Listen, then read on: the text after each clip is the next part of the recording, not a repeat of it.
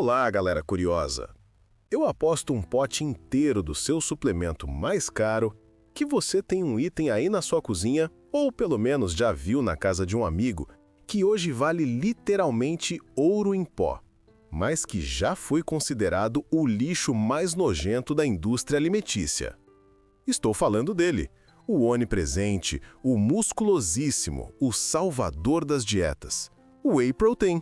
Mas calma, calma. Não pula esse vídeo achando que eu vou te ensinar a ficar maromba ou te passar uma receita de panqueca fit sem graça. Longe disso.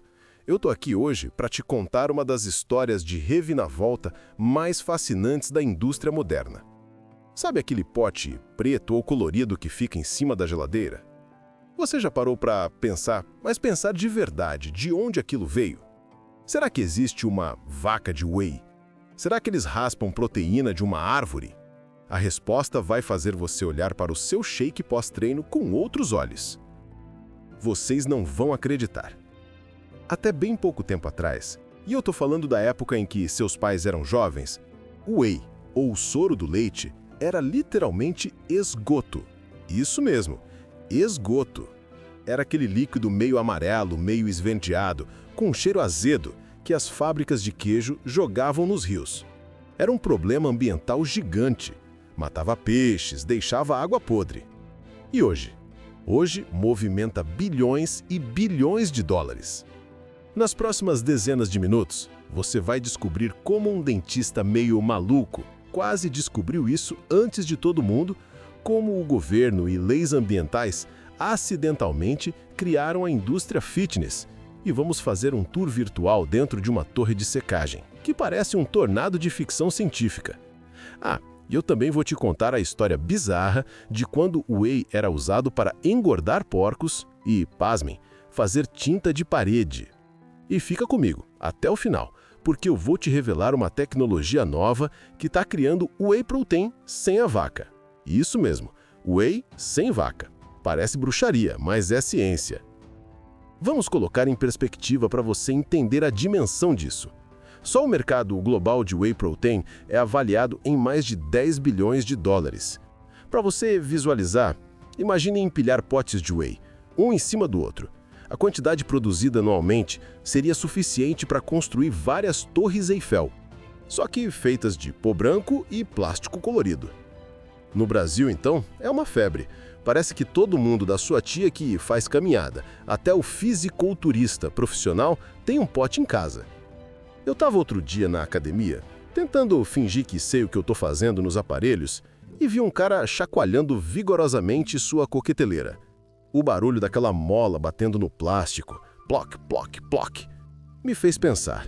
Cara, a humanidade percorreu um caminho muito longo para a gente conseguir colocar pó num copo, chacoalhar e beber. Não é algo natural se você pensar bem. Beber leite em pó concentrado com sabor de cookies and cream? Isso é o ápice da engenharia de alimentos. Mas a história começa muito antes das academias existirem. Muito antes de existir o conceito de fitness. Voltamos no tempo. Imagine uma fazenda há uns 6.000 anos. Nossos ancestrais descobriram, meio sem querer, que se deixassem o leite num estômago de bezerro, eu sei, nojento, mas era o que tinha para transportar líquidos. O leite se separava. Ficava uma parte sólida, branca e gostosa, o queijo ou a coalhada. E sobrava uma aguinha amarela, meio turva, o soro, o famoso whey. Eles pegavam a parte sólida e comiam, delícia. E o líquido? Jogavam fora, pro chão, pros animais. Ninguém queria aquilo, parecia água suja. Vamos para a origem épica. Precisamos viajar para a Grécia Antiga, por volta do ano 400 a.C. Imagine uma ilha grega ensolarada, o vento do Mediterrâneo batendo no rosto. Lá estava ele, Hipócrates, o pai da medicina. Aquele cara sério, de barba, que todos os médicos juram seguir até hoje. Hipócrates olhou para aquele líquido amarelo que sobrava do queijo e pensou diferente da maioria.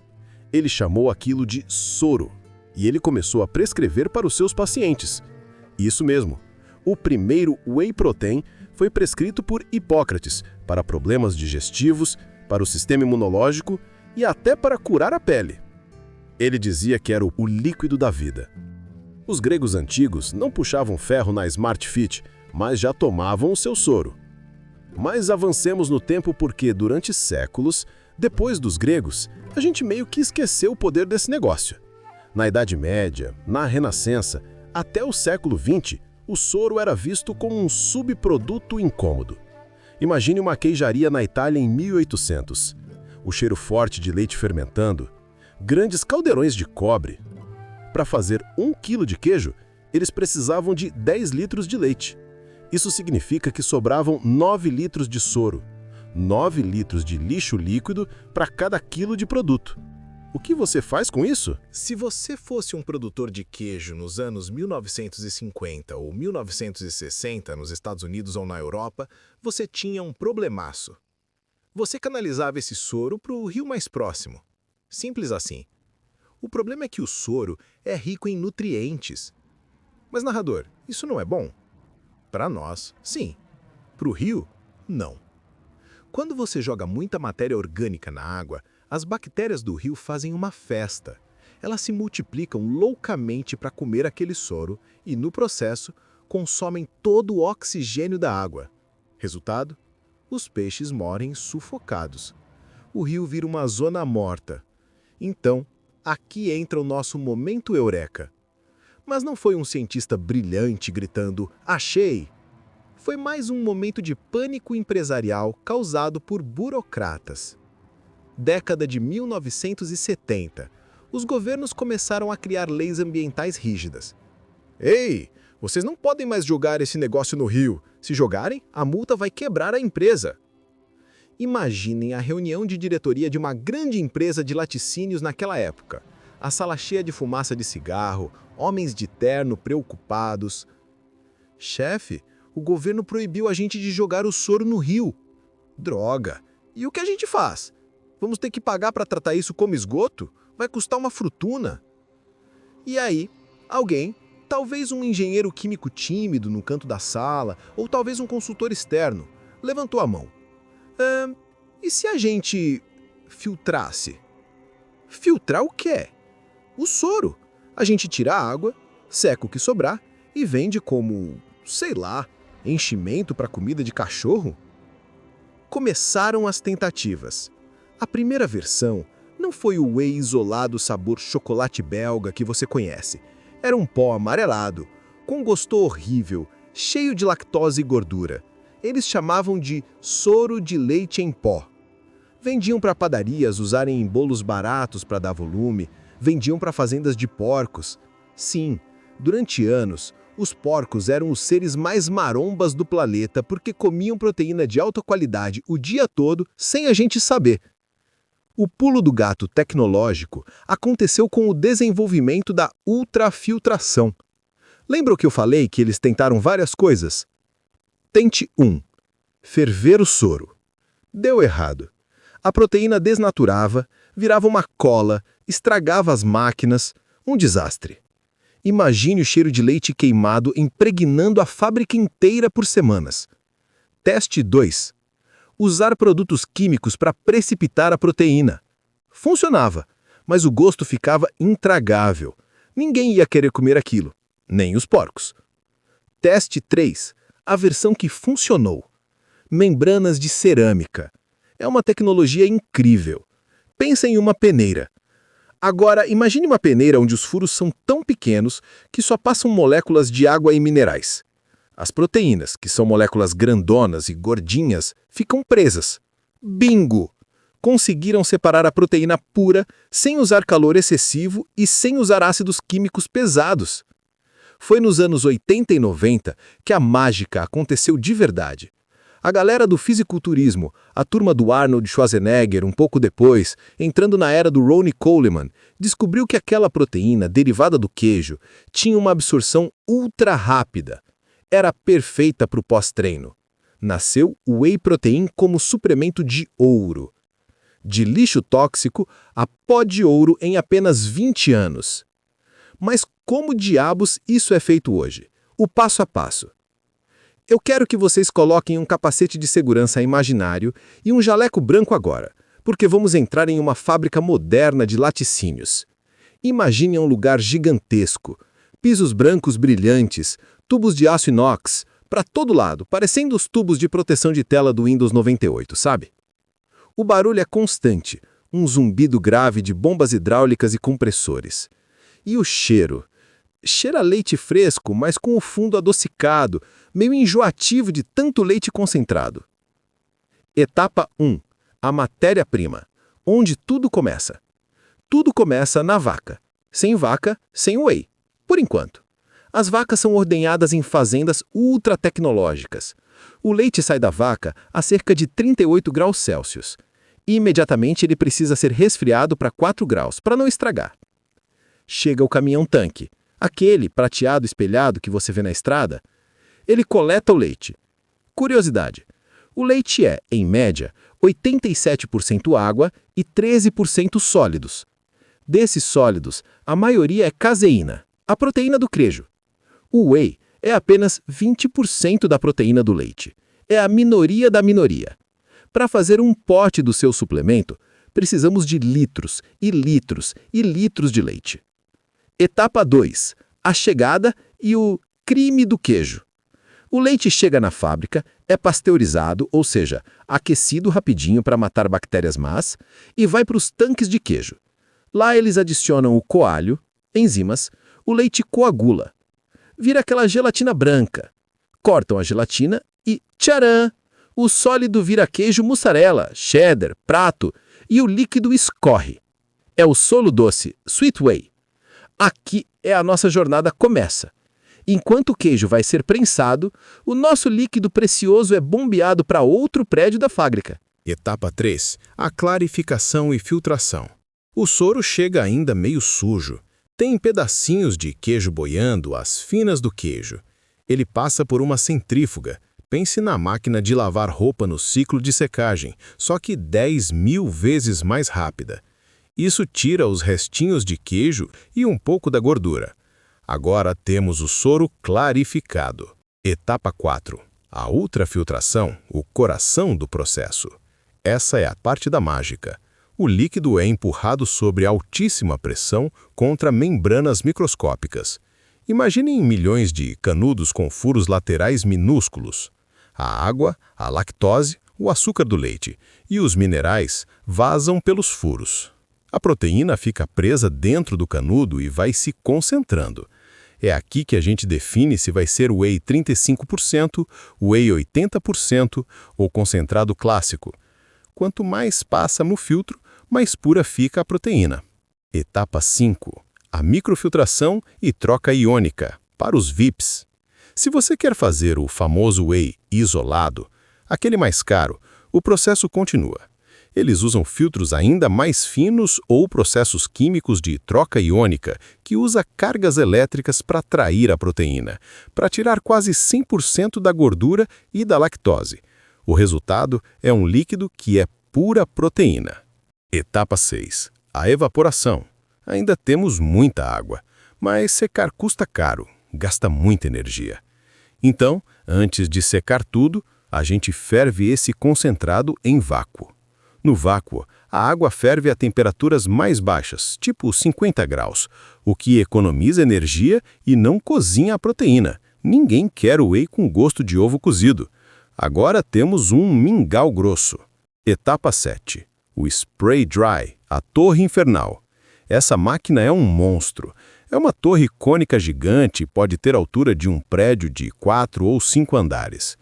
O mingau de proteína é bombeado para o topo da torre. Lá em cima, bicos atomizadores, como se fossem sprays de perfume gigantes, borrifam o líquido em gotinhas microscópicas dentro da torre. Ao mesmo tempo, um jato de ar quente, cerca de 200 graus, sobe a torre. Quando o ar quente bate na gotinha, pau! A água evapora instantaneamente, em fração de segundos. A partícula sólida de proteína cai lá embaixo, seca, suave e fria, parecendo uma neve caindo. É lindo de ver. É chover pó. Etapa 8. A mistura final e embalagem. O pó que sai da torre é whey raw, cru. Tem gosto de leite meio sem graça. Ele vai para misturadores gigantes. Lá, eles adicionam o aroma de morango, chocolate ou baunilha, os adoçantes, sucralose ou stevia, e o ingrediente-chave, lecitina de soja ou girassol. Sem a lecitina, o seu whey não dissolveria, ele ficaria cheio de pelotas. A lecitina ensina a proteína a gostar de água. Depois tudo isso cai nos potes, passa pelo raio-x para ver se não caiu nenhum parafuso da máquina lá dentro, ganha o lacre e vai para o caminhão. Se você tentasse fazer isso em casa, esquece. Primeiro, você precisaria de 200 litros de leite para tirar um potinho pequeno de whey isolado. Segundo, você nunca conseguiria filtrar tão bem. Na indústria, uma fábrica média processa milhões de litros de leite por dia. É uma escala obscena de grandeza. É como comparar encher uma bexiga com o ar dos seus pulmões versus encher um dirigível com um compressor industrial. Preparem-se para as curiosidades bizarras. Eu prometi e vou cumprir. Vamos falar de fatos que vão fazer você ser o chato da festa. História 1. O whey, como veneno para rios, virou ração de luxo. Eu já mencionei os rios, mas o uso para porcos era industrial. Existem tubulações antigas em áreas rurais dos Estados Unidos que conectavam fábricas de queijo diretamente a grandes chiqueiros vizinhos, literalmente um duto de proteína. Os porcos cresciam rápido e saudáveis. Hoje em dia, com o preço do whey lá em cima, os porcos voltaram a comer ração mais barata à base de soja e milho. Acredite se quiser, hoje o ser humano paga mais caro pela ração que o porco comia nos anos 80. Nós gourmetizamos a comida do porco. História 2. A Little Miss Muffet. Tem uma rima infantil muito famosa em inglês, chamada Little Miss Muffet sat on a tuffet, eating her curds and whey. Traduzindo, a pequena senhorita Muffet sentou num banquinho, comendo sua coalhada e soro. Essa rima é do século XVI. Isso prova que, historicamente, a gente comia isso junto. Era uma comida de camponês. Separar os dois foi um capricho moderno. História 3. A Guerra do Amino Spiking. Essa é de dar raiva. Por volta de 2010 a 2014, houve um escândalo gigante no mercado de suplementos. As empresas vendiam whey, mas o whey é caro. O que algumas marcas espertinhas faziam? Elas faziam um teste de laboratório para medir a proteína que se baseia em medir o nitrogênio. Sabe o que tem muito nitrogênio e é super barato? Aminoácidos vagabundos como glicina e taurina ou até creatina barata. Então eles enchiam um pote de farinha e aminoácidos baratos. O teste dava 25 gramas de proteína, mas na verdade não era whey, era uma mistura inútil para a construção muscular. Isso gerou processos judiciais milionários nos Estados Unidos e mudou a forma como lemos rótulos hoje. História 4. Whey em fórmula infantil. Você sabia que o leite de vaca tem muita caseína e pouco whey, relação 80-20? Já o leite humano é o contrário. O leite humano tem muito mais whey do que caseína, relação 40-60 no começo. Por isso, para fazer fórmula infantil, leite em pó para bebês recém-nascidos, a indústria precisa adicionar o whey isolado ao leite de vaca, para ele ficar parecido com o leite da mãe. Sem a tecnologia de separação do whey, seria muito mais difícil alimentar bebês que não podem mamar no peito. Então, o whey não é só para ficar fortinho, é literalmente questão de sobrevivência para milhões de bebês. História 5. Impacto na cultura pop. Lembram do filme Pain and Gain, Sem Dor, Sem Ganho, com o The Rock e o Mark Wahlberg? Aquele filme satiriza e glorifica ao mesmo tempo a cultura do shake de proteína dos anos 90 em Miami. O shake virou um símbolo de status. Se você anda com um shaker transparente com um líquido duvidoso dentro, você faz parte da tribo. Outro marco, os memes do whey com malto. No Brasil virou uma entidade própria, o monstro que sai da jaula. O lado B, o negócio e o dinheiro por trás do pote. Vamos falar de grana. Por que diabos um pote de whey custa 150, 200, às vezes 400 reais? Primeiro, é dolarizado. O soro do leite é uma commodity internacional, tipo petróleo. O preço é definido em bolsas de mercadorias globais. Se a China decide comprar todo o leite da Nova Zelândia, o preço do seu whey no Brasil sobe. Vamos quebrar o custo. Digamos que o custo de produção, o pó cru, seja uns 40-50% do valor. A embalagem é caríssima. Aquele pote de plástico grandão com rótulo metálico brilhante custa caro. O transporte, transportar potes cheios de ar porque o pó ocupa volume, é ineficiente. O marketing, pagar influenciadores, patrocinar campeonatos, colocar estandes em feiras e, claro, os impostos e a margem de lucro. E quem são os donos desse jogo? Existe um gigante que você provavelmente nunca ouviu falar, a Glanbia. É uma empresa irlandesa. A Irlanda produz muito leite. Eles são donos da Optimum Nutrition, aquela do pote preto e vermelho famoso, o Gold Standard, da BSN, da Isopur. Eles dominam a cadeia inteira. Eles têm as vacas, indiretamente, via cooperativas, têm as fábricas de queijo, as fábricas de processamento de whey e as marcas finais. É um império de leite.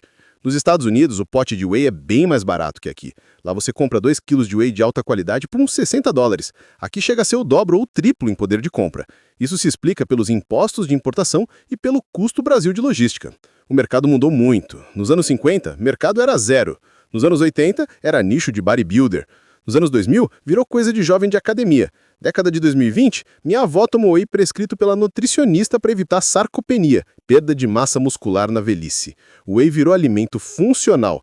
Não é mais só para ficar grande, é para envelhecer bem. Isso explodiu a demanda. Futuro, onde vamos parar? Whey sci-fi? O futuro do whey pode não envolver vacas. É sério, existe uma tecnologia chamada fermentação de precisão.